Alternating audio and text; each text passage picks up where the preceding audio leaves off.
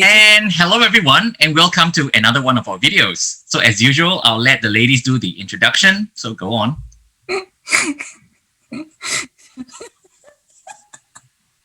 I'm gonna get this laugh out of me. Anyway, I'm in this mood today, so you know that I'll be laughing a lot for this episode. Now, just so you know, I don't know why I've got the giggles today. Anyway, if you've never seen us before, I'm Karen, And I'm Ryan. And together we are Karayan. And we are here to tell you our story. All right. Now, before we continue with this video, I'd like to really point out that whatever we mentioned today, it's purely personal, which means it's a personal experience for Karen and I. So if you decide to make any decisions on your own or whatsoever, you have to take your own personal circumstances into consideration before doing anything. Yeah. All right? Yeah, that's right. It is our personal opinion. Yes. You have to choose what works for you. Okay? All right. With that, we shall start. Okay. So now in our previous video, you guys were still in Singapore, sweating your pants off, underwear all knotted at Changi Airport. No more expression, no more energy, no more emotions to handle anything else. And you're on your one-way ticket to Australia. Yes. And you've eaten all you can eat, huh? And we're not joking, you have to go and eat whatever you can fit in. I tell you, when I go back and visit in the transit lounge, I still tapao, okay? I tapao fishball. Not that and I eat on the plane. Actually, true. Every time when I'm in transit in Singapore Changi Airport, I go to Old Changi to buy the ngoh hiang. Yeah. And the curry puff, cuttlefish head. Correct. I would stuff my face with all this before heading to the Qantas lounge. And then actually, because my boys, right, they get air sick, really badly, so they don't eat on the flights. So I'll buy for them because my sons, they love fish balls. So I buy for them. And they let go eat after we land. Before we go into immigration, they let go eat. Yeah, so we understand your frustrations. We understand your apprehension. So this part of the video, we aim to show you or to let you know what to do once you've arrived in Australia. So now, you have landed wherever in Australia you are, be it Darwin, Melbourne, Sydney, Adelaide, Perth.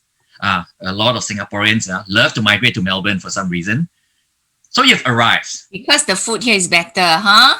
Because the food here is better. Whatever. Right? Yeah. Okay, so now you are pushing your trolley out of the airport, piled high with luggage, pushing out of the airport. And then you're blurred from your overnight flight. You're looking at your partner is looking at you. Or you could be like me, a single person. Yeah. Coming out with no network, with no support. Okay? Got me. Yeah lah, got you lah.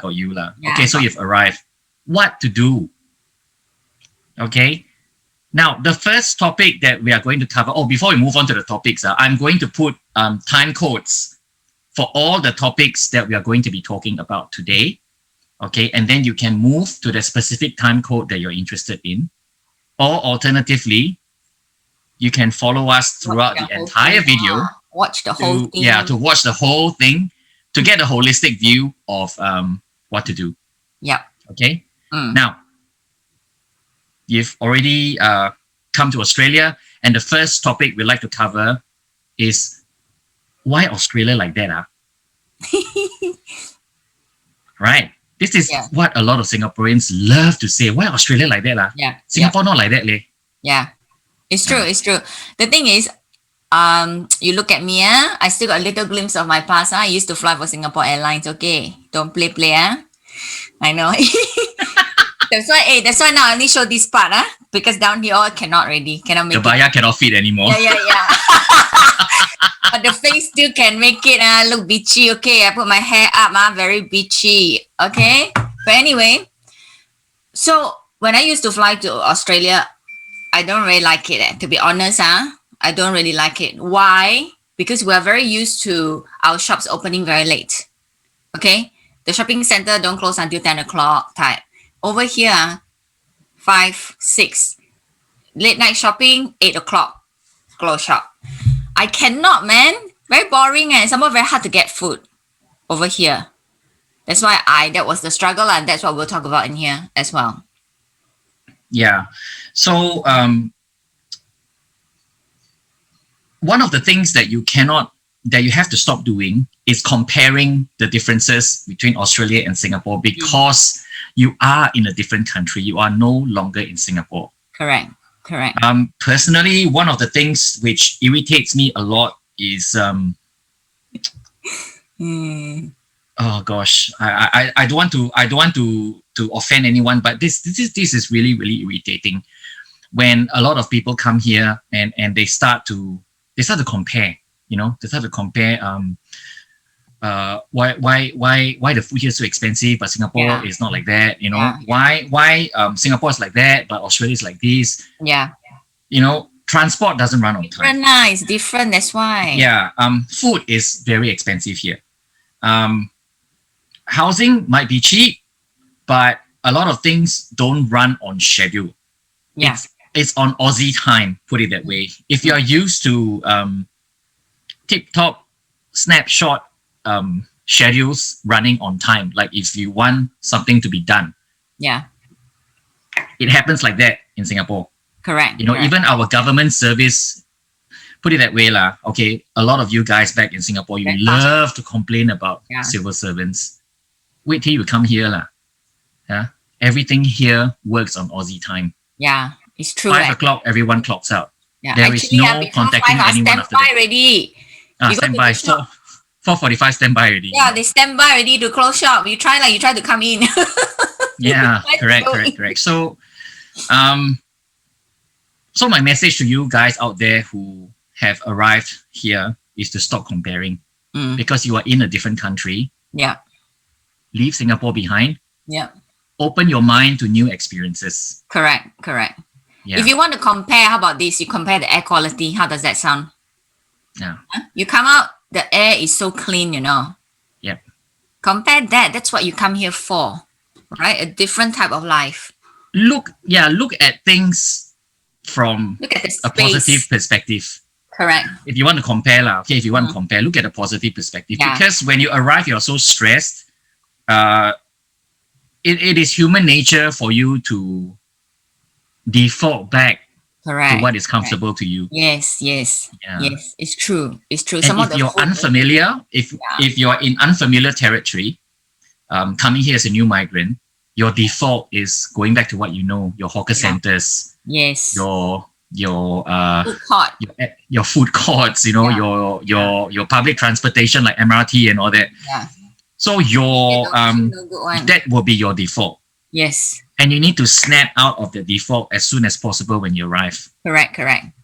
Because otherwise, especially when you're coming here as a couple, you're going to start your fault lah. You want to migrate lah. Then this is when it starts. You lah. Talk about migrate and then happy lah. Happy or not? Huh? Happy or not? You lah. All your fault lah. Migrate. Then start, because the both of you are so stressed. Yeah. Because it will take you a while, no? It will take you a while before you find a job. So correct. The stress of having, of trying to live, of trying to eke out a living is going to stress the both of you out. Yeah. It certainly stressed me out coming as a single migrant, but I went for it. Yeah, right? He's not normal, no? You already know. If you don't know, I married an Aussie. That's why I'm here. This one, I don't know which side he's at, this side or that side of the screen. He's not normal, He likes space because he just cannot stand how congested it is in Singapore. He loves this space and he loves the quiet. That's why he's living in some mountain somewhere, no? He's different. He's different from me. I struggle because I'm a city girl. I nearby got big shopping mall. If not, I should die one. I cannot stand shopping malls. I love shopping mall. Lucky mine quite big some more. Yeah. Okay, so I think we have covered enough about the comparison, to accept that you are in a different country Mm. and to roll with it. Okay, to roll with it. Yeah. Of course, being a new migrant, you need to make sure that you are also covered medically. Yeah. So this is when private insurance comes about, because depending on what visa you're on, Mm. certain visa types, when you arrive in Australia, you are not eligible for Medicare. So which means you have no government coverage if you go to hospital Correct. or if you go and see doctor or whatsoever. So you have no medical coverage. See, So you need to make sure that you are covered Yeah. just in case you have to go to hospital. This actually, is where Singapore, private. you see doctor, so you pay yourself. Yeah. See, there's no difference. But once you're a citizen or PR, the government pays and they Pays a pay X portion. amount. They pay X amount. They call it bulk billing. The doctors, right, will charge the government for it. So you don't have to pay. But unless you go to some nicer doctor, the bulk bill one not so nice. I kena one fella use pen to poke me, because he won't touch me. Seriously, this fella. I so angry. But yeah, that's what it is. So actually the welfare here is very good once you're eligible for it. Yes. Yeah, so no difference. You still need to pay. In Singapore, so you got to pay to see doctor yourself. I went to see a doctor once because I lao sai. So that time, I wasn't covered. I wasn't medically covered. I have no Medicare. So I haven't bought my insurance yet then. So I had a very, very bad stomach flu. So I went to see the doctor. Mm. Just consultation alone was $85. Yeah, correct. But Yeah. that means you went to the nice one. If you go bulk bill one, the bulk bill is $36 only. Yeah, so I was living in a uppity suburb lah. So I went to Yeah. a I've been GP there. lah. Mm. So $85. This is only purely consultation, and then after that he will write you a prescription, because the clinics here work a bit differently. They don't dispense They don't medication sell at the the counter. medicine themselves. Yeah. Yeah. So it's purely consultation, and then he gives you a script, a medical script, and you go to the pharmacy To to buy. get your medication based on what the doctor has written.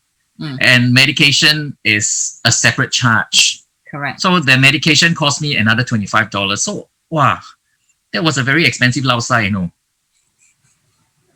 over just to cure my lao sai. So Eat rubbish lah. Eat lah. Come lah. eat some more. Cause stress just move here, so stressed, don't know what to do. So what to do? Eat lor. That's all I could do. Eat lor. Then eat until lao sai lor. Yeah. So that taught me a lesson to get private insurance. Mm. Now I'm going to put a link beneath the screen. So we have a lot of comparison websites in Australia, which allows you to shop for insurance. Yeah. Doesn't matter whether is it private health insurance or is it travel insurance, or even shopping for the best rates in terms of like your credit card, your bank loans. So we have a lot of market comparison websites here. Yes. For you to go and shop that. around. Don't have to do manually yourself.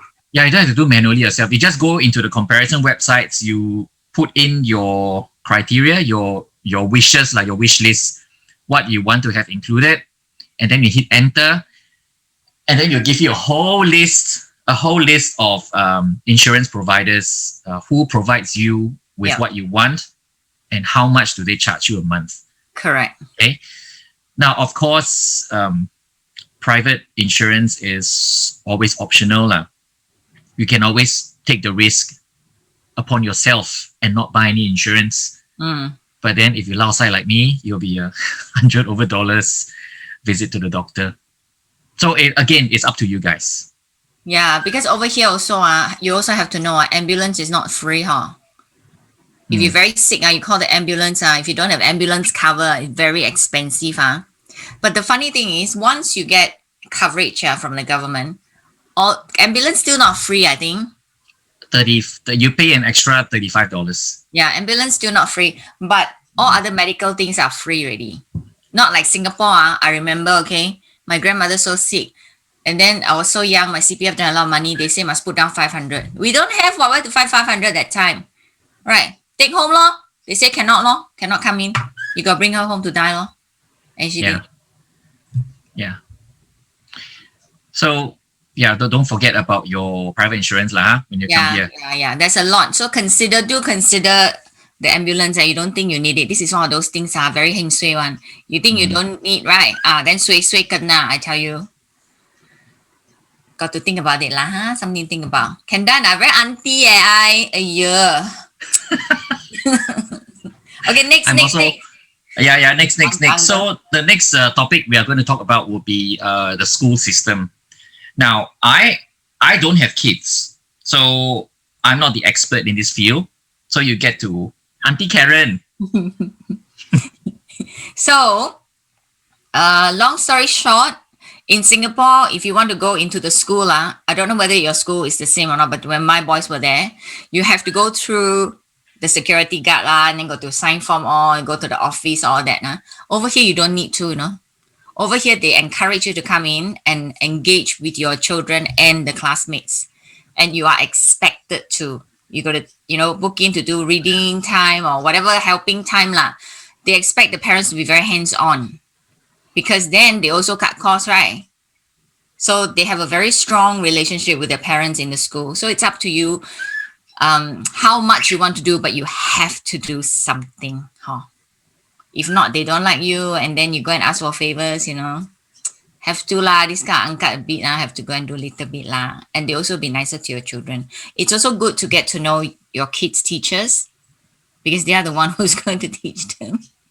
And the system is very different. They let the children, they don't push very hard, I'm telling you. They don't push very hard, that's okay. At the end of the day, we all meet at the same point.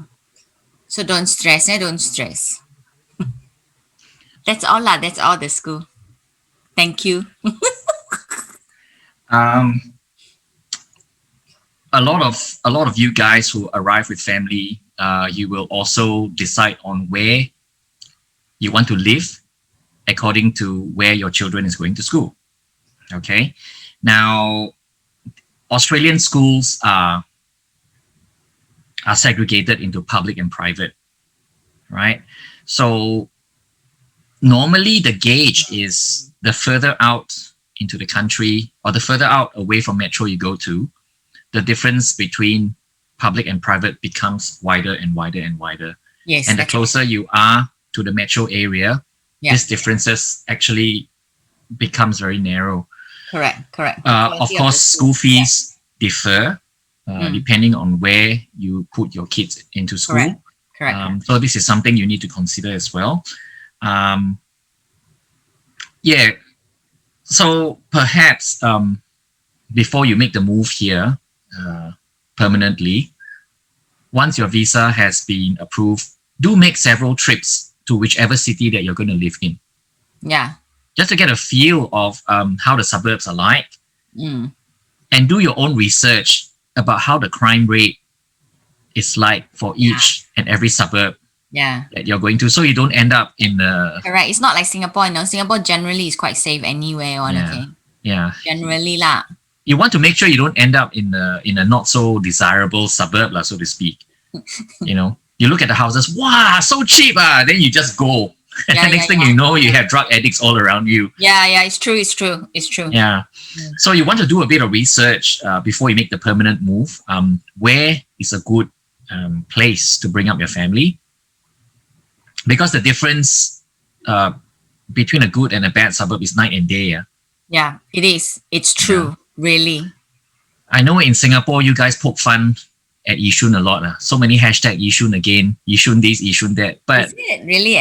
Yeah. Yishun. Yeah, every time something happens in Yishun, they're like, Yishun again.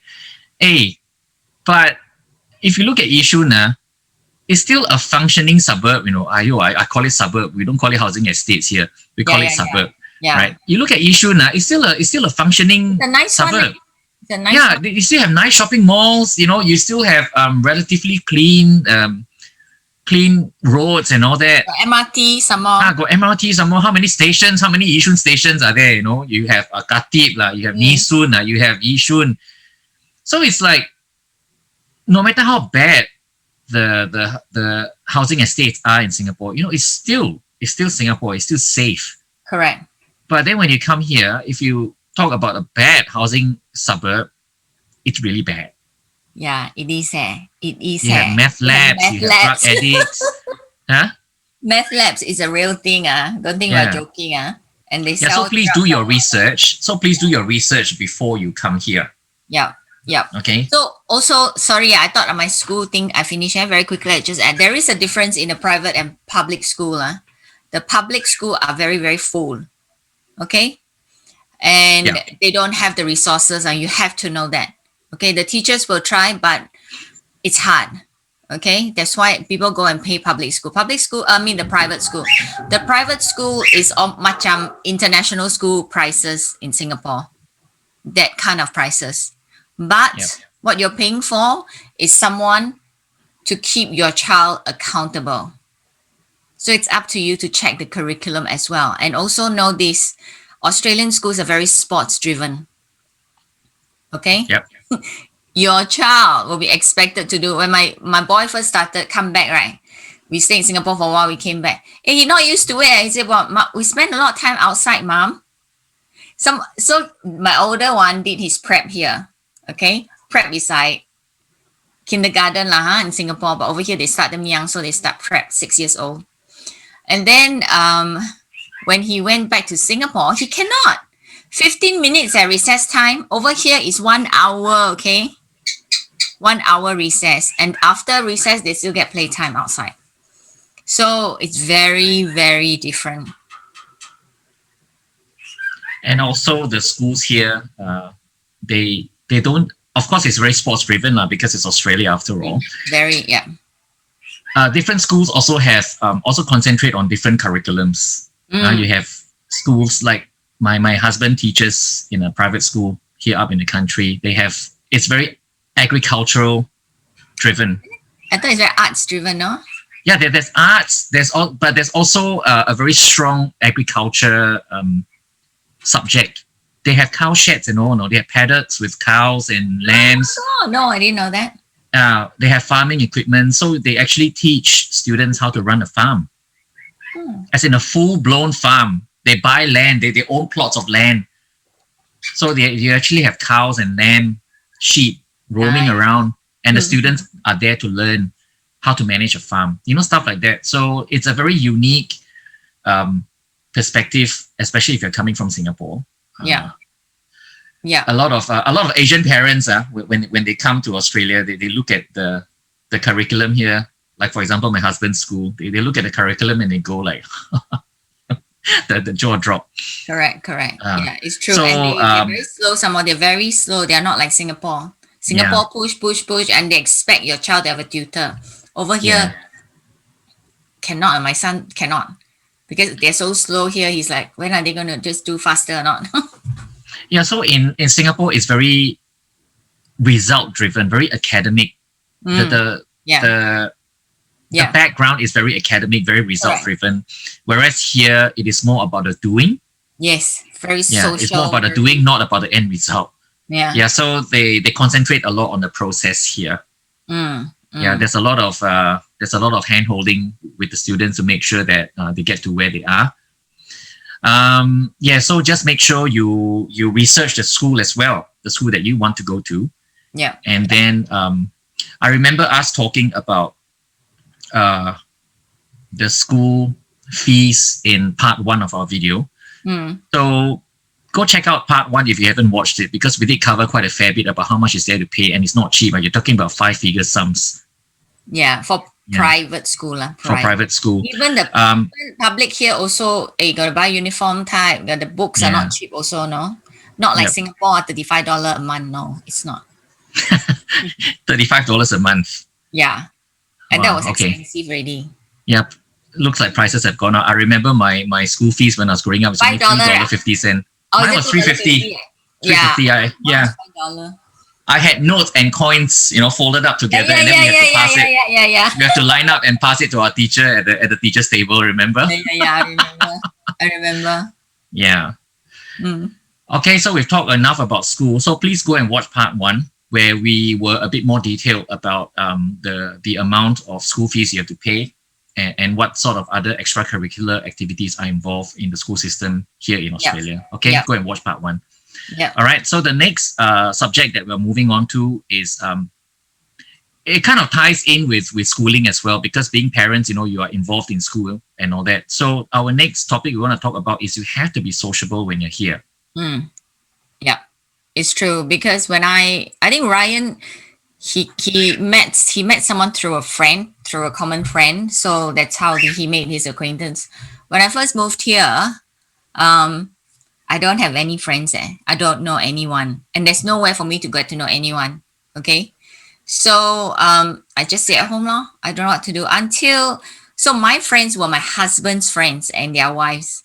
Okay, so not always we get along, right? So I truly found friends when I went to school. My son started going to school and kindergarten, because we drop off the children, we stand there, we wait, and then we chit chat. And the moms are usually very social. They'll say, "Oh, let's go for coffee," that kind of thing. Then you join them lah, or you meet friends in gyms. Or some of you have a very strong church network. You meet friends in church, right? But the church one, you meet Singaporean, right? So if you want to live in Australia, you got to get used to being around the Angmos. And the best way is, for me, I met them in like a kindergarten. I meet them in primary school. I meet them in gyms. Yeah, no? You need to expand outside of your circle, put it that way. When I say being sociable, I mean, of course, for a start, when you arrive in Australia, blur, don't know anything, stress and all that. Yeah. Of course, your first point of contact is your own kaki lah, if you have any. Yeah. Okay, if you have any. Yeah. But if you don't have a lot of online forums, Singapore-based Australian forums are, they're everywhere on Facebook. You have SG Kongsi, you have Red Dot, and then depending on where in Australia you settle in, for Perth they have their own Singapore community. Yeah. Singapore and Melbourne. Adelaide, there is Melbourne, there is Sydney, there is. So you have specific groups in Australia to help you out lah. But at the end of the day, you need to go outside of this circle. There's a reason why you moved to Australia, to get a totally different experience. Correct. If you only want to mix with Singaporeans, then you might as well stay in Singapore. I mean, not to sound harsh lah. Yeah lah, that's to put it crudely lah, but no lah. Yeah. Look to put at it us. crudely lah. To put it crudely lah. You come. There's a reason why you moved to Australia, to get a totally different experience from Singapore. Okay. Correct. So don't always just mix with Singaporeans. Let me just turn the tables around, okay, to show you what's happening in Singapore. A lot of my Singaporean friends love to complain about the Chinese, only speak Mandarin, they only mix with their own kind, and that they form their own little ghetto in Chinatown. There's only mala hot pot everywhere. See? So if now your turn, you are the one who's migrating to Australia now. Do you want other people complaining about you forming your own ghetto? Forming your own enclave? Only mixing with your own kind? No, right? Yeah. Same thing, why? Right? So this is why when you come into someone else's country, let's put it that way, there is no sugarcoating this. You are coming into someone else's country. Right. You need to assimilate. You need to assimilate. I respect. Okay. Yeah. You need to respect their culture and be as Aussie as possible. You need to learn. You need to start from somewhere. Just so you know, the Australian accent will come. Okay. Don't have to gig one. Okay. Because over time, if you don't have it, they won't understand you. Okay. Not like my friend here. He's very good with accent. Okay, he's very, very good. He should be doing voiceovers. But for the rest of us, and that's the thing, I have mixed feelings about being Singaporean when I tell people, but do you know how respectable we are? When people hear you're from Singapore, I mean, unless you're talking to those who have never been out of Australia, never watch international TV type, they think we're in China lah. I'm not joking, they still do. Okay, they still think we're in China. But for the people who are more well-traveled, when they hear Singapore, they would have gone there. They'll be like, wow, how amazing. I love everything about Singapore. That kind of thing. So it's nice. It's nice to hear about your home country from someone else. And that's your, that's your connection with them. Yep, correct. When you start coming out to work, that is a good start. That's a good starting point for you to mix around. Correct. I make it a point to chat with, because I work alone. I work solo in the country, and I only go to the office when I have to. So whenever I go into the office, I make it a point to chat with my office ladies there, and chat with them in the pantry, have lunch with them, have coffee with them, and if there's office function, go all out to attend. What I'm saying is make an attempt to show that you are interested in talking to them. Correct. Yeah. Correct. The last thing you want to be accused of is because people will misunderstand. They think you're hao lian. If you keep quiet and you don't want to talk, you sit there by yourself because you're worried. You're worried about your accent. Your accent, you're self-conscious, not worried, self-conscious is the word. You're self-conscious about the way you sound. Yeah. But hey, Australia is a very migrant-driven country. You're not the only one with an accent. Correct. So there's nothing special about your accent, Yeah, actually, everyone is going to have a unique accent. Correct. Actually, it's very cute. Embrace it. I don't go Aussie or whatever. I don't even know I sound Aussie at all. I don't think I do, but when I go back to Singapore, they can hear it straight away. Yeah. But no, I stay to my roots because this is who I am. Yeah. I live here doesn't mean I become Australian. See, I'm still this color, no? I didn't turn white. So there's no need to try to sound like them unless you're like Ryan where he works. If he doesn't put on that accent, they won't understand him. No chance. So he's got to put it on. And he put it on to Unfortunately, I do. And that one is very extreme. That is very extreme. That is very occur. I don't know. Am I? I cannot. I don't even know how. Okay. Anyway, keep going. Bloody hell. Yeah. So talking about work, which also move on to our next point, is also work related. Now, before you start work, all of us need to apply for what we call a tax file reference number, a TFN. Okay, so it is with this TFN, you can start applying for jobs because when you become successful in your application, they will ask you, what's your tax file reference number? This reference number will allow them to link your tax account to your job. Okay, so a TFN is one of the first things you have to do, okay, to look for work. Yeah. Have you applied for TFN before? You have, right? Hello, yes. Please, don't be rude. I worked before, okay, briefly. Anyway, and the other thing is, over here, the tax system is different. I sort of like it, They take the money first for tax. And then you go to accountant and then you do all the, whatever, you put in the claims, then you claim back. Okay, I think this is better rather than we owe them, and then when the bill come out, walao, so scary like that. But it's quite hard paying because when you receive a salary, your tax is already taken out. Why so little like that, so sian. But it comes back. The good thing is when you put in your claims, right, then you get a chunk back. Yeah. Damn sure. Yeah. Yeah, correct. So the minimum tax applied onto your salary is about 33%. It's very high. Roughly. It's very high. It's very high. So it starts from there to about 40, just over 40%. So 48. Almost half. 48. 48%. Yeah. I don't earn that much for them to tax me 48% lah. So I'm at that high 30s, bordering 40% mark.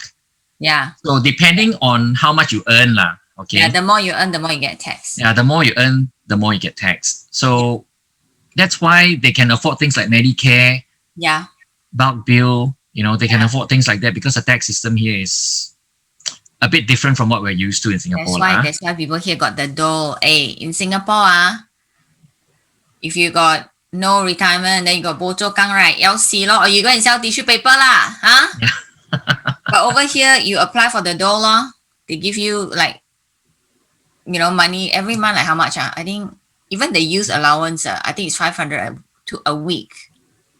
No lah, not 500 a week, 500 a fortnight lah. Oh, 500 a fortnight. Okay. Yeah. Because last time when I first moved here, when I had my boys, right, I didn't go out to work because if I put them in childcare, the childcare nothing very expensive, very expensive.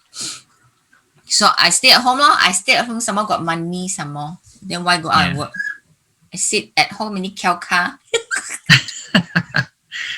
But these days, of course, there's a lot of argument in Parliament about how much to give for people who don't work. So these days, it's roughly about $750 a fortnight. Yeah, it depends. For the dole, I think so. For the dole, it's $750 the a poverty fortnight. line. To them, 2005 a month is below the poverty line. Do you know how rude that sounds or not? So many people struggle with like a few $100s. My God, Yeah. that is below the poverty line. Yeah. Very homey here. I'm telling you, seriously. So after you had your TFN, your tax file reference number sorted, of course you need a bank account. Otherwise, how to deposit money in a bank? You can't use the Singapore bank account anymore. Right? When you're here, you need you need an Australian bank account. It's funny, when I first, when my visa was approved, I came to Australia to settle all my admin before my permanent move right? So I remember I had an interview lined up that day, so I was in a suit with tie and everything. So I thought, after interview is over, let me go and open a bank account since I'm in Adelaide and all. So I walk into a bank and then they saw me, Chinese guy with a suit. So they thought, wow, this one definitely got money. Hey, big roller. Big roller. So the bank manager fished me out of the line, sir, well, can I help you? What are you here for? So I said, I'm here to open a bank account. Oh, follow me. And he ushered me into a private room. I didn't even have to join the line, Can I start? So I sat down and then, he started presenting to me investment products, what the bank offers, investment products and all that. So I said, all I want to do is to open a savings account. And then he wouldn't take no for an answer. He kept showing and all. Then finally he got the message and said, oh, okay. So he opened a savings account for me there, and then I didn't even have to join the queue. And I know, but how much you put in? You pay $50, eh? No, yeah, I paid $50. I put $50 just to have some money in there. Yeah, so this is one thing you got to do lah. And then before you open your bank account, also make sure you get your address sorted. If you don't have an Aussie address, just borrow your friend's address first. Yeah. Yeah, because after that, when you move house, then you deal with it lah. But otherwise, before you move here, in order to open a bank account, you need to have a fixed address. They don't allow you to open a bank account with PO box. Yes, that's right. You need a you need an postal Aussie address. Yeah, so make sure you get that sorted. If you don't have an address, borrow one. Yeah. Yes. And then what else? Oh, we actually accidentally went on to the next point, borrow someone's Aussie address. Yeah. Yeah, because having a fixed postal address also allows you to access governmental service. Because they need to communicate with you, right? Your driver's license, bank account, even your tax file reference number, all these you need a fixed address. Yep. So before I made the move to Australia, I borrowed one of my friend's address here in Adelaide to settle all this admin stuff. Mm. Yeah. because they will mail you your bank cards and all that to that address. Yeah. They don't make it for you on the spot. Not like Singapore. They make for you in the bank. Yeah, here banks don't make cards, man. Yeah, they don't. Or at least the bank that I'm with don't lah. They will punch send everything you into very the old school computer. one.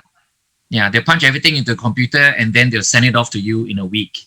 Yeah. It goes off somewhere and somewhere else will fulfill that card and send it to you. Yeah. Postal address. Correct. Okay, so I go to the next one. Okay, the next one is it necessary to have a car?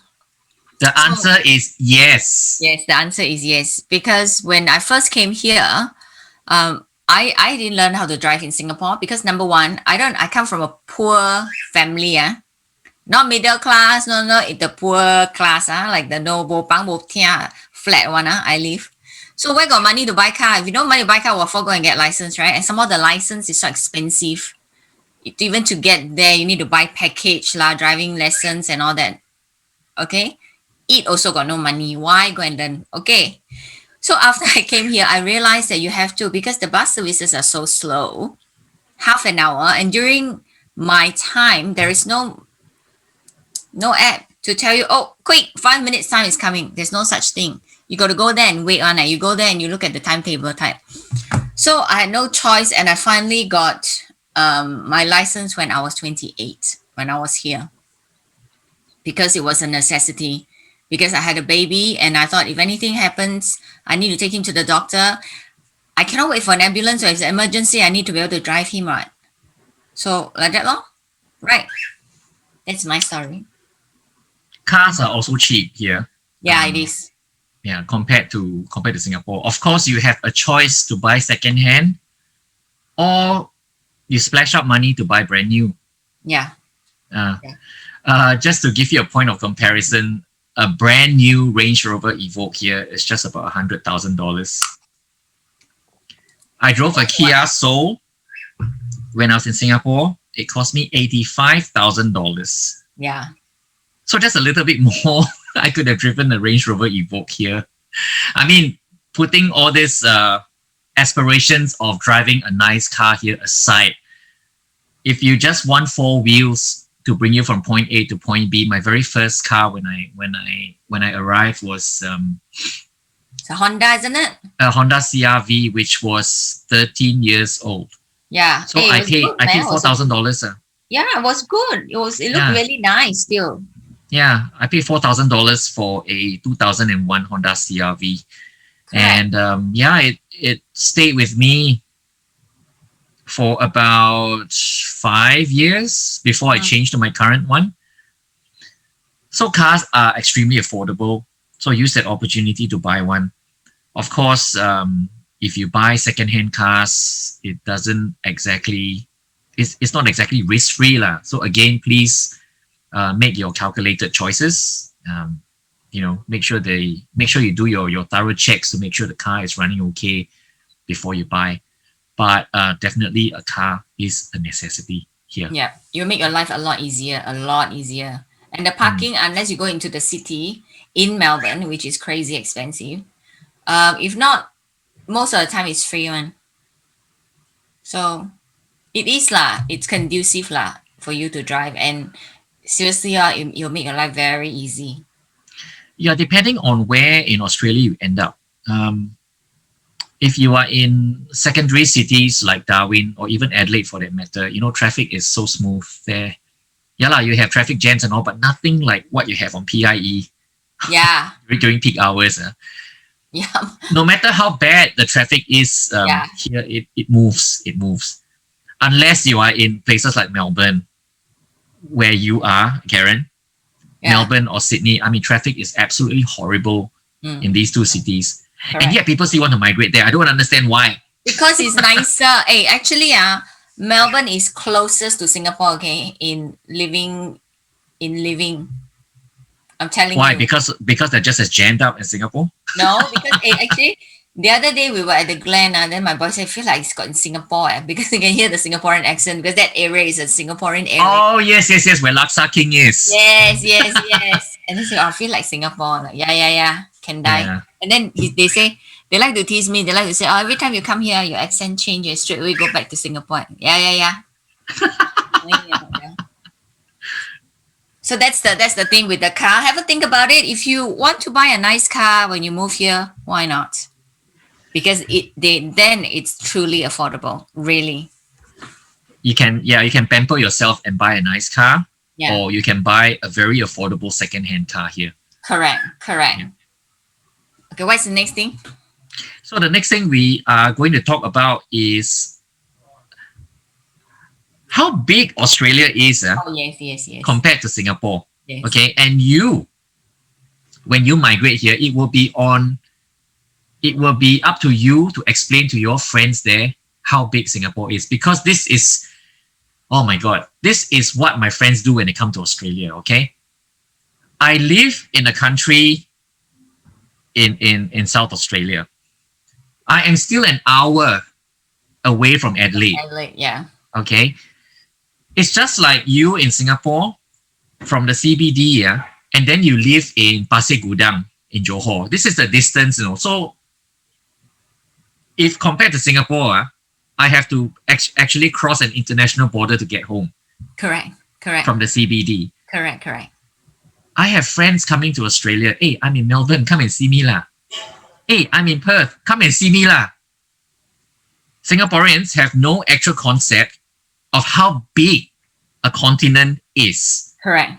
For me to fly from Adelaide to Perth, it takes me 3 hours to fly west. 6 hours? More than 3 hours to fly west, because you fly west is always longer compared to flying east because of the winds. So 3 hours flight from Adelaide to Perth. That's the same distance as flying from Singapore to Hong Kong, Yeah. Okay, if you fly, the furthest distance you can actually fly between Australia is from Brisbane to Perth. Yeah. It's a 5 hour, 45 minutes flight. So for me, when I fly back to Singapore, right?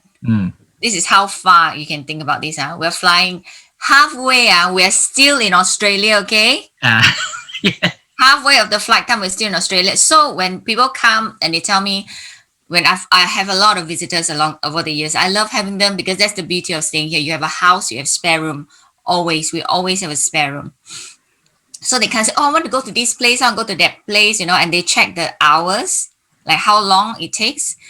I said the distance is also an issue though. Do you understand?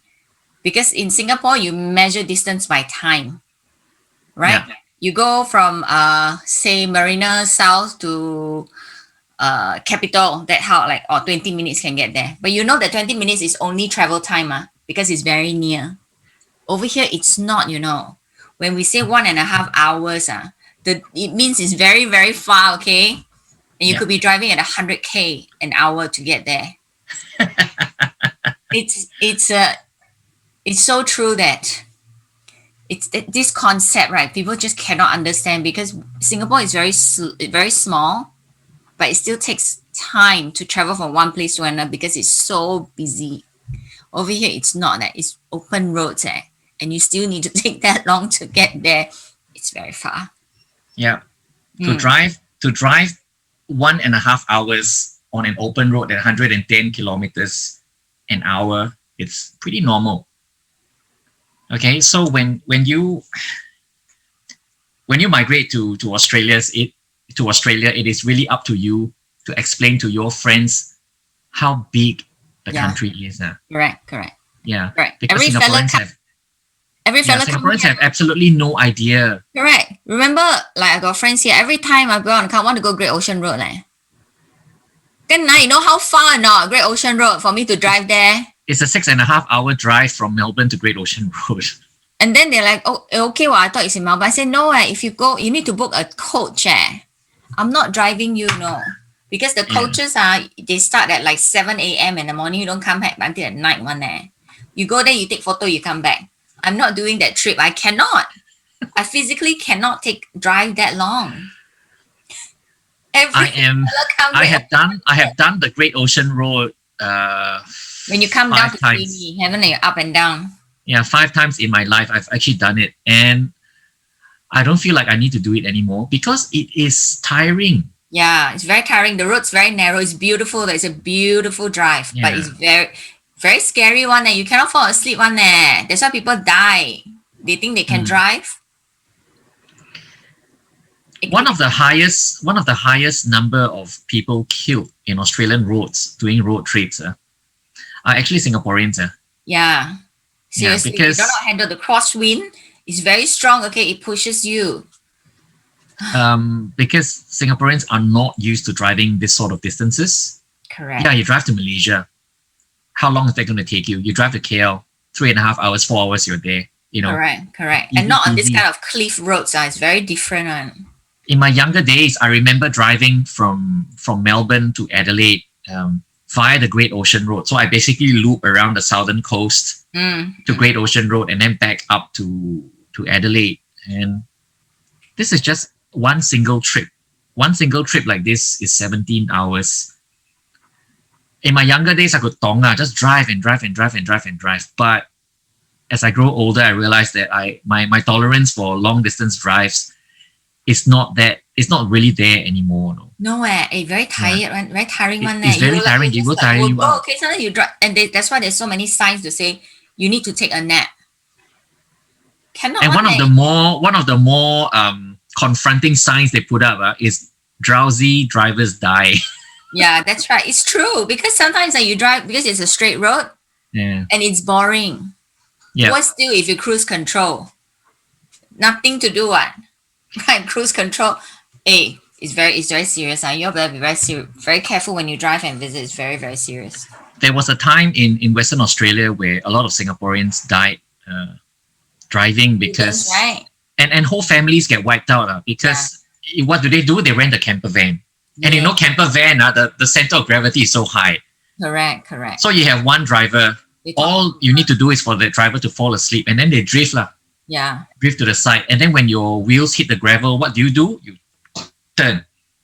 You turn the car and then ping lor. So slip lah. So entire families Humble. they get perished Yeah. just like that. Not scaring you lah. Just be realistic. Unless you have a few drivers, then you rotate. That's okay. Yeah. But you do need an experienced driver, and you do need an experienced driver. I'm not joking. Okay, so new migrants, when you arrive, take this into consideration to tell your friends and family who are visiting how big the country is. Be careful because it's no laughing matter. It's a serious thing. Yeah, it is. Okay, so the next topic that we're going to talk about is housing rental, which I have experienced in. Not so much Karen, Correct. because you married an Aussie. I came here by myself. Housing rental here is a little different if you are used to how the rental market is like in Singapore. The rental market here is almost like a job interview. You need to put things like your previous rental history, which you as a new arrival will not have. You need to put things like your references, your previous, even your job, and your job references. Also, you have to put all these things down. And rental companies will actually call your references to have a chat with them about your character, which is a bit different from Singapore lah. Singapore, you have deposit only. Okay. Yeah. 3+1. The minute you say I got 3+1, straight away. You want to move in tomorrow? It's a lot simpler in Singapore compared to here lah. I thought, Yeah, here the paperwork. If you go through the correct channel, of course there are also the back alleyways where there are unofficial rental agreements where everything is cash only, under table. So this is what a lot of migrants go through when they come here. They go through the unofficial channel. They rent from friends and contacts, and it's just cash exchange, and that's it. Yeah. Sometimes even the rental agreement are all handwritten one, stuff like that, or just type and print out from the computer. So these are unofficial channels a lot of migrants go through because you have no rental history when you arrive. Correct. So it's very difficult for you to secure rental housing if you don't have rental history. because they actually call your previous landlords Yeah. to see, hey, what happened? Correct. Why did you leave the rental property? Yeah. So they actually do things like that. They are very detailed and they actually dig into your personal history before they decide whether or not you are a suitable tenant. And they'll do this for every single applicant. If you go through the official channels. Okay, so this is also one thing you got to bear in mind when you arrive because of no rental history. Trying to look for rental properties to live in could be an issue. Yeah, it's very hard. Yeah, for me, being a single migrant, it was a lot easier because I rented a room. Yeah. Unofficially. Oh, is it? Yeah, unofficially. There was no rental agreement to sign because I went to this person who rented the entire house, and then he sublet the rooms. Yeah. So from there I built up my rental history. So he became my landlord. Right. So after that, when I moved to the next house, I did it officially together with a few of my roommates there. Yes. So we came together to go to another house officially. Yeah. And that was how I built my rental history. And today I'm in this house. I'm still renting, but I do intend to buy this house that I'm in. Fingers crossed. Okay. Yeah, so that's how we build up our rental history. So this is something you got to take note of when you arrive as a new migrant. Okay? Yes. Ken? Okay. If you have any questions whatsoever, just feel free to drop any of us a line. Yeah. That's the easiest way because we're just giving out information. So it is not specific to any issues you might come across. So if you have any particular question that we didn't bring up or we missed it, it'd be easier if you just contact us and then we can just answer you. Yeah. Okay, we are moving on to our final topic, which is to let Singapore go. Yeah. Very sensitive. It's quite a sensitive topic because who knows what sort of governmental spies will watch our video. No, I mean, in all seriousness, there's a reason why you chose to migrate, because everyone's migration story is different. Yours is different from mine. Mine is different from Karen's. Karen's is different from yours. So all of us have a very unique reason why we chose to embark on this journey. Correct. What is the pull factor? What is the pull factor or push factor for that matter? But one thing we cannot escape is how expensive this whole affair is going to take. Correct. Yeah.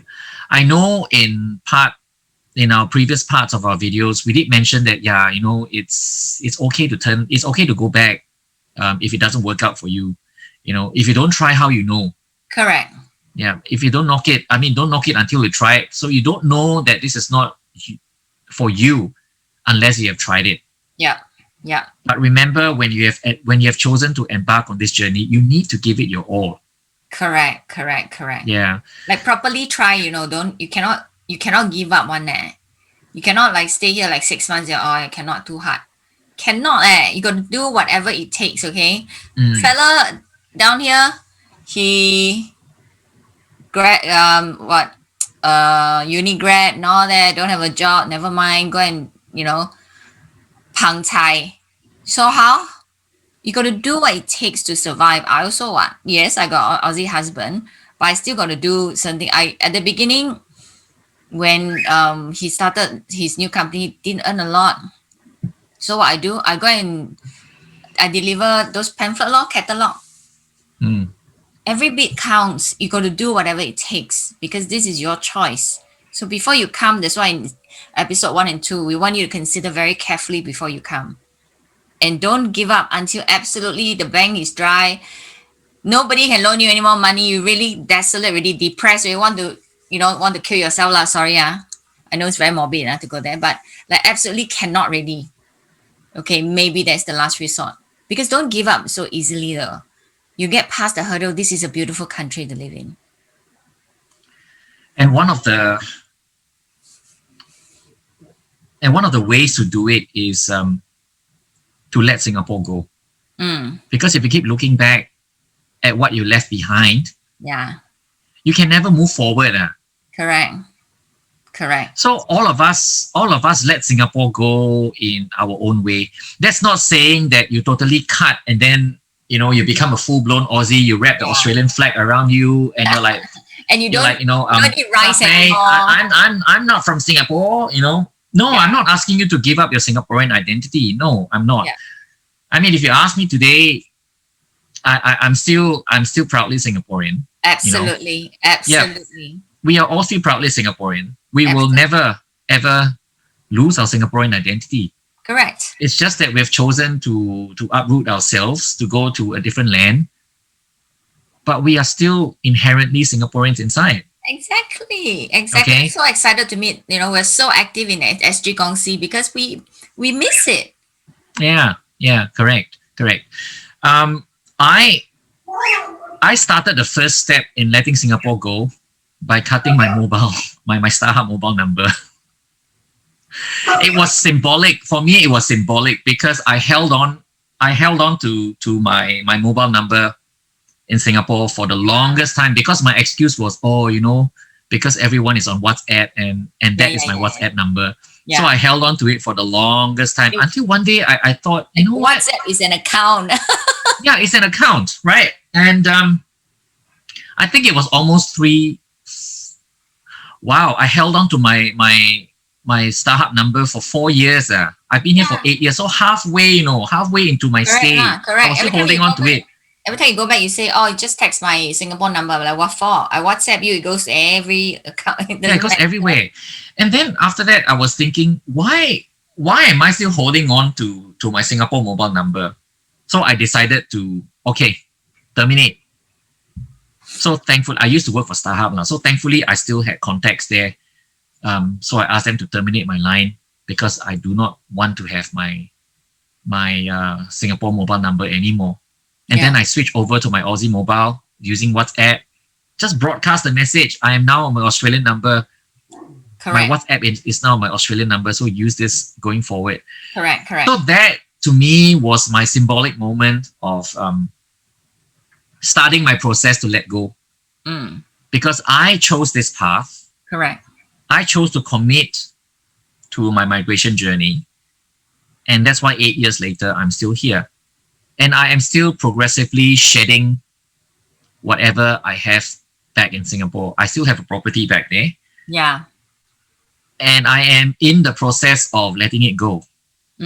So again, that is another way of shedding. So eventually, in my long-term plan, I do want to live here. Yeah. So you need to have a mindset that you are here to make things work. Correct. And this is where you want to live from now on. And this is where you want to live. Yeah. Yeah. You need to make a commitment because we have a lot of we had a few cases again, this is purely personal. Okay, this is purely personal because everyone's circumstances is different. Correct. They, a lot of Singaporean couples come here for 3 months, 6 months, cannot find job, Yeah. depressed. Yeah. I'm not used to it. Cannot get used to it. Cannot get used to it because you're not here for holiday, you're here to live. Correct. So if you come here with a holiday mindset, last time I spent 8 days in Melbourne, very fun, and then when you come here to live, you realize that fuck, did I just curse? It's okay. Yeah, it's like shit. It's a different experience altogether coming here to live, and then they panic, and then they decide to pack their bags and go home. Yeah. Not enough time. They didn't give themselves enough chance. So you will spend an average of about, depending on what visa you're on, you will spend an average about 20,000 to get your visa, including your agent's fees, your visa application fees. So everything all adds up. It's roughly average about 20,000. So that's 20,000 down the drain, So you need to make sure that whatever you've invested in, there has to be some sort of return. Yeah. Okay. I'm not saying that you push yourself to the brink of collapse, just Yeah. as you're about to slit your wrist Yeah. Yeah. from Yeah. from stress, Yeah. you still push yourself. No, I'm not saying that lah. Yeah. But I want you guys who have already made the move here, stressing out and all that. I want you to give it a good push. Yeah. Work for it, Correct. because nothing is going to come to your lap easily. Correct. That's right. Okay. If you say you cannot get a job, you ask yourself, are you being fussy or not? Yeah. Because me- here, the pay is good. The minimum pay here is not $4.50. All right. In McDonald's in Singapore, they employ all the senior citizens, right? It's $4.50, okay? Over here, it's not. It's what you're willing to do to survive. Do you really want to be here? That is the question. Yeah. When I first arrived, I arrived the second week. I gave myself 2 weeks lah. I gave myself 2 weeks to chill when I arrived, just to get settled, go to the beaches, basically do touristy stuff. So after the second week was over, I hunkered down and says, okay, look, it's time to get serious. I went out. Of course, I was also fanning out resumes and all that, but the smaller the city is, the harder it is to get a job. So I had almost no response to any of my resumes sent out. Yeah. So I decided to take my resume and knock on doors. Yeah. So I lived in, when I arrived in Adelaide in January 2013, 2014, Yeah. There. I lived in this suburb called Norwood. Norwood is like a Holland village. So you have a main street with cafes and Very restaurants nice. It's on very either nice. side. Yeah, it's like Holland Village on steroids. Yeah, it's very, So very nice. I went to every cafe. I knocked on doors and gave them my resume. I'm looking for a job. I'm looking for a job. I'm looking for a job. The one place that hired me was a Chinese restaurant, Yeah. Yeah. because when I went in, the boss looked at me and says, you can speak English. I said, yeah, of course. And she's like, oh, thank God. All my staff here are Chinese students. They cannot speak English. They can only speak Mandarin. So then she asked me, 你会说中文? 你会说中文? I said, 我当然会讲中文啦，我是华人嘛. So that was when I got hired. She's like, okay, good. This is what I need. You can Straight speak. away. Yeah, straight away I got hired. Yeah. Of course, the pay wasn't fantastic lah. I was earning. Better than $4.50 McDonald's kan? Yeah, I was earning $60 per shift. Yeah. Cash, You're supposed to say that. Never mind. No. Yeah, so I was earning $60 per shift, and of course you have to prove your worth lah, and I did. Yeah. Yeah. So she managed to put me on 5 days, almost 6 days a week. Some more down there, it's very good, okay? Some more they feed. Then tapao, right? Go home, remember? Yeah, correct. Very good So workplace, actually. I worked with them as a waiter for almost 2 years, They treated you And just even fine. after I landed my first full-time job, it took me a while. It took me a damn long while to get my first proper job. And even then I had to depend on my contacts. It wasn't what I knew, it was who I knew. Yeah. Even then I had to rely on contacts to get my first proper job. So even after I had my first proper job, right, on weekends I still went to the restaurant to work. out. Yeah, to work. Yeah, so because I genuinely enjoyed being in that role, no stress, just go around talking to people. So Macam mama son like that. yeah, it was like a mama son role, So eventually, when they decided to expand their business, so they opened a second restaurant, and they asked me whether I wanted to become a manager at the second restaurant, and that was how I went on to become a manager for the next restaurant that they opened. So I resigned from my first job, and then I went to work for them lah. Yeah. As a manager in the other restaurant. So when I was in the second restaurant, because I was very chatty with customers, okay, this is another skill I picked up when I was working for them. Mandarin, is a skill that all of us have, but we never use. Correct. And then growing up in Singapore, you're like, I was considered Channel 5, so I didn't want to Channel bother 5. about learning Mandarin. Yeah, he's Channel 5. But we always, because as Chinese growing up in the Singapore education system, you're force-fed Chinese. You have to learn Mandarin. But there is a difference. What we learn in Singapore is Huayu. Correct. What they speak in China is Zhongwen. Correct. These two have very, very obvious differences. Yes. In the way they communicate. Yes. And I learned it the hard way. So working in an environment where there is nothing but Chinese colleagues all around, I picked up Zhongwen. Working in a restaurant for 2 years, I can tell you that my Zhongwen He's very good, has improved dramatically from basically 0 to 10. So I can now write. He sounds like he's from China one. Yeah. So now I can write and text in Zhongwen. Okay. So 也许之后过了这个，我们可以合拍一个中文版的，教别人怎么移民来澳德。Oh my God! Yeah. He is. But this is what another thing that this has brought up. We are multilingual. Okay, so one of my first proper job, I worked for a call center. Okay, and my seller, how I got that job, right, was I'm multilingual. So when they have Chinese callers or whatever, they call me. I'm the only one some more. So you have a skill set, think beyond your education. Okay, my Malay boleh lah. So also like just pretend right down there can. Just use the Malay accent, then can. Kalau nak cakap Melayu macam cair pun boleh. Yeah, he is properly multilingual. Okay, I can order, I can ask for toilet, or that's all I can. But he's properly multilingual. So you think beyond. Your skill set is beyond your education. That's the beauty about Singaporeans. We are actually, and speak Cantonese. 廣東話都識講啊。Yes, Hokkien also can. So you have to. So you can get jobs, restaurants, call centers, easy.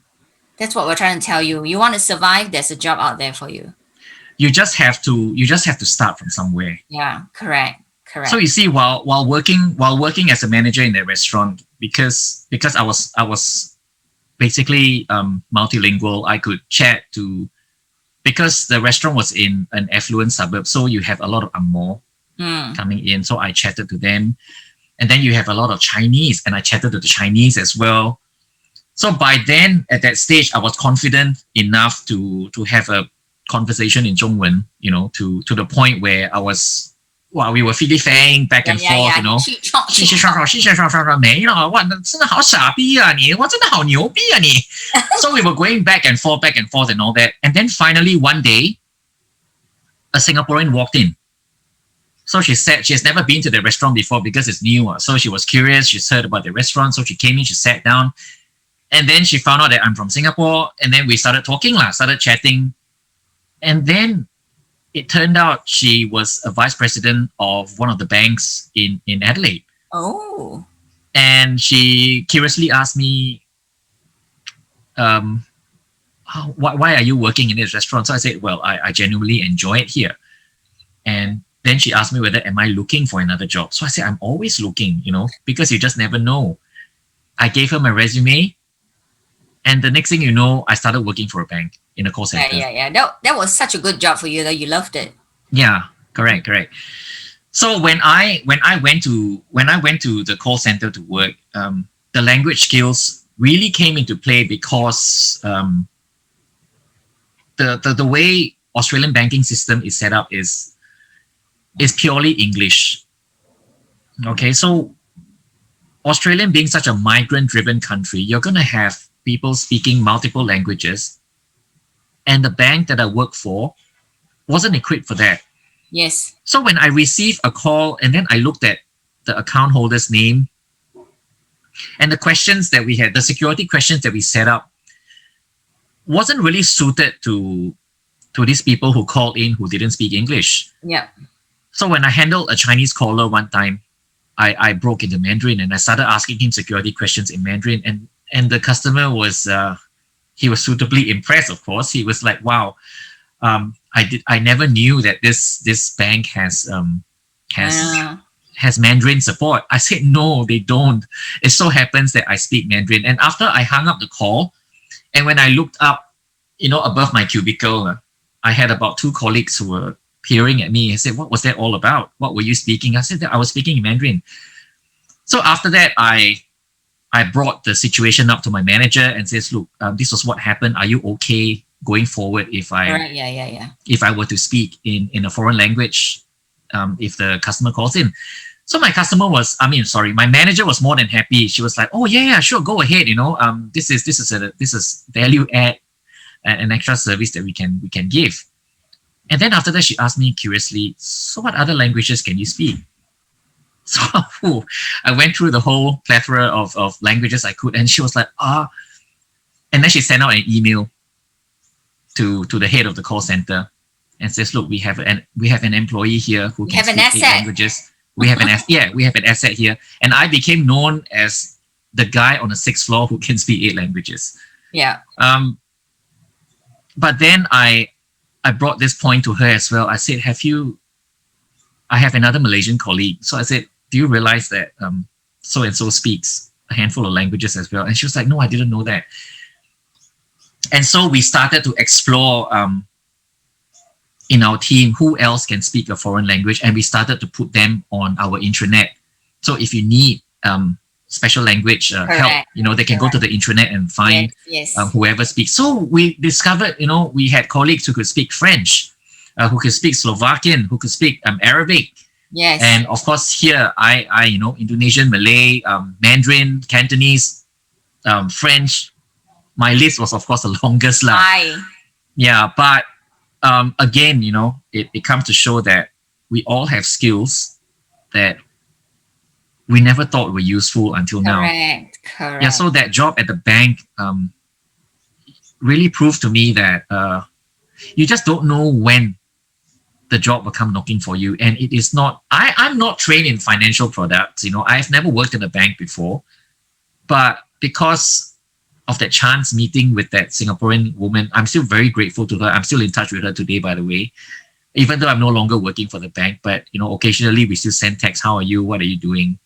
Yeah, I'm still in touch with her. And if it wasn't for that chance meeting, I wouldn't be able to explore this option. Correct. So when you arrive here, not being able to get a job and all that, don't give up. That's all I'm saying, because you just never know who you might meet. Yeah. Correct.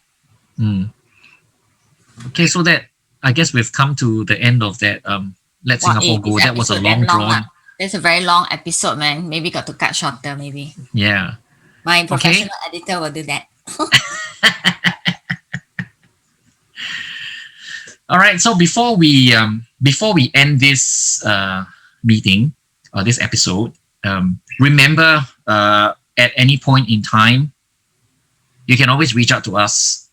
Correct. This is the purpose why we're doing this, because we read a lot of messages and all that. People they don't know, they're confused, they're scared. We've been there. That's what this is for. It's for you. It's for us to help you. So don't hesitate to reach out. And the people in SG Kongsi, they're really, really helpful though. Okay.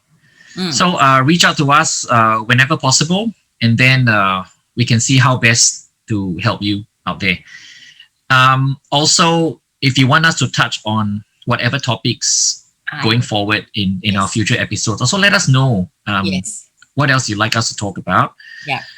And to encourage us to, make any videos going forward, give us a like, share the video, give us a comment beneath at the comment sections. Let us know what you think.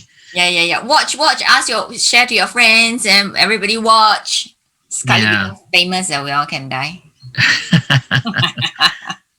Okay, because it can't be just the two of us thinking about what topics, because we could be, there could be some topics which you guys want to know about and we don't know that you want to Yeah, know. we overlooked it or We something. overlooked it. Yeah. So let us know. Let us know what else you want us to talk about. And then we will try to piece together, and hopefully the next episode we can cover it. Okay? Yes. Mm. All right.